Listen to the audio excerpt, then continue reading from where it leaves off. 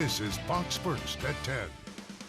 He claims he had no choice, but he's in jail for murder. Tonight we're hearing more from the man arrested in Spokane over the weekend for a road rage incident that turned into a deadly shooting. As new court documents now show, a new discovery in the case could potentially change things.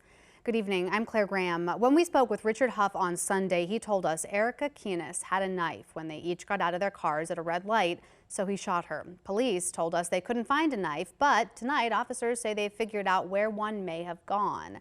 But as Alex Peebles spoke with Huff just hours ago tonight, Alex, his story seemed to change again. Good evening, Claire. The original story that we heard from Richard Huff, the man charged with second-degree murder, was that he shot in self-defense. But tonight, he told me he doesn't remember anything from the incident. What happened on Saturday once the altercation started? Before you got out of the car, right before you got out of the car, what happened? I honestly don't remember. It was a very high-stress situation. There's not much of that day I actually do remember. What police believe happened is spelled out in these court documents. They say Richard Huff's mom, Birdie, was driving and Richard's brother was in the back seat. Birdie told police that she saw a car driving recklessly and tried to chase the car down. When they caught up to the car, Birdie told police that the people in the other vehicle flipped them off and things escalated from there. And when we talked to Richard Huff on Sunday, the day after the shooting, he told us he had no choice but to shoot. Next thing you know, we're stopped in the middle of traffic and this woman is coming out of her car and saying she's going to cut me and trying to pull out a knife.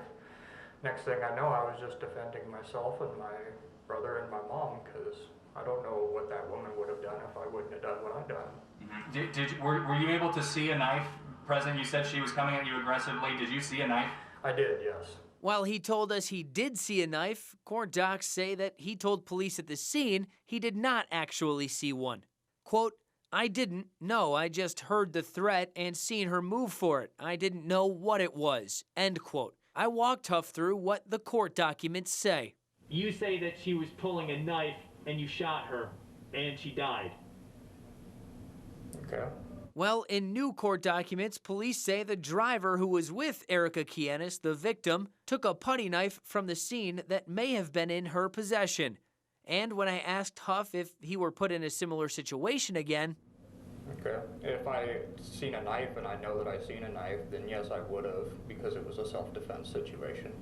Other than that, I would have just walked away. So in that situation, no one forced you to get out of a vehicle, though? Right.